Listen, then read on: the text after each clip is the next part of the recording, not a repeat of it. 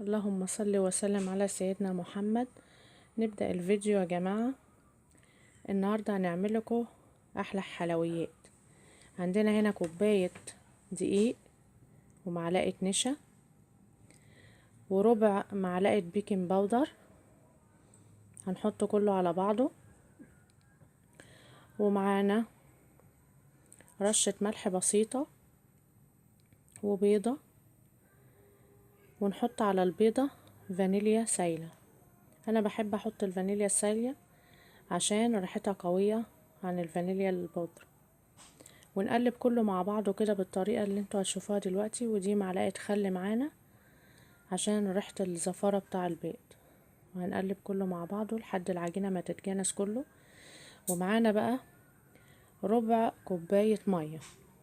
مش هنحط المية كلها مرة واحدة، هنحط شوية شوية عشان انا عاملة مقدار صغير.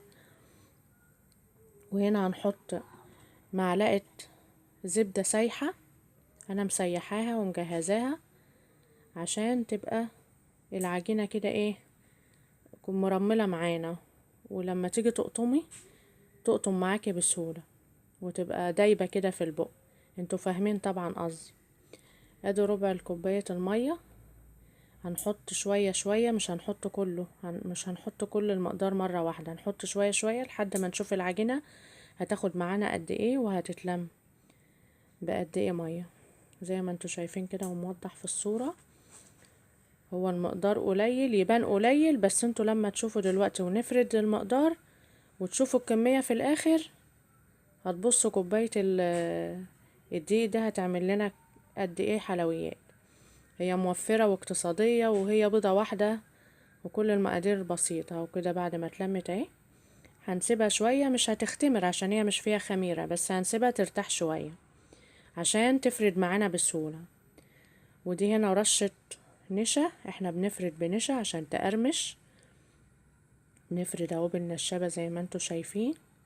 احنا ريحناها لمدة 10 دقايق بس مش اكتر، عشان هي كده كده اصلا ما فيهاش خميرة فمش هتختمر. احنا بنريحها بس عشان هي ايه، كل ما تريحيها كل ما تفرد معاكي اكتر اهو بسهولة اهي زي ما انتوا شايفين كده اهي بتتفرد بكل سهولة.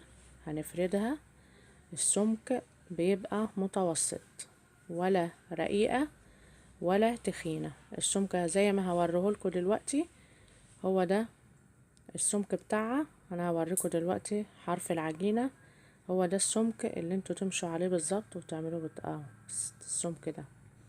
نبدأ نقطعها بقى بأي قطعة عندكم. انا كان عندي قطعة ليها زجزاج كده عشان تدي بس منظر، عشان انتوا عارفين الاطفال بيحبوا الحاجات دي اهو.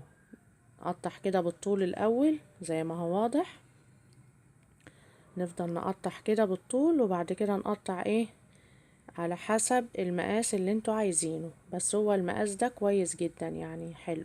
هاتوا اهو نفس المقاس اهو، المقاس اهو هو ده نفس المقاس. هقطع كله بقى وارجع لكم اهو. قطعت المقدار كله زي ما انتوا شايفين كده. نبدأ بقى نروح على الطاسة. عندنا طاسة فيها زيت سخن، بس يعني هو سخن بس بعد كده نخلي النار وسط عشان تبدأ تنفخ معانا بالمنظر اللي انتوا شايفينه ده وتقرمش وتبقى مفرغة من جوه.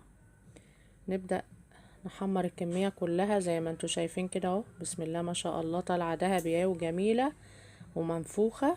ولو لاحظتوا ان هي اول ما بتنزل في الزيت بتتنفخ على طول، مش بتاخد وقت. وبرضو في التحمير ما بتاخدش وقت، يعني هي تاخد وش دهبي من تحت تقلبوها على طول تاخد نفس الوش، نروح شايلين على طول ومصفيينها ونحطها في اي طبق او مصفى.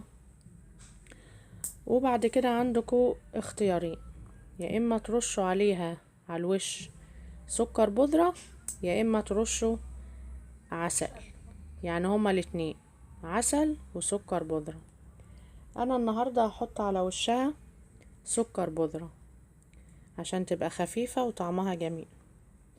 اللي حابب يحط عليها عسل زي ما هو بيحب، ده حلو وده حلو، الاتنين حلوين احلى من بعض. وهي بصراحة بتبقى بتدوب في البق كده وهتعجبكم بإذن الله إن شاء الله. ودلوقتي هنبدأ نقدمها بقى في الطبق هنحطها في الطبق ونحط اهو. شايفين بقى، ده فتحت لكم واحدة، شايفين مفرغة ازاي. ويا رب تعجبكم، والسلام عليكم ورحمة الله وبركاته.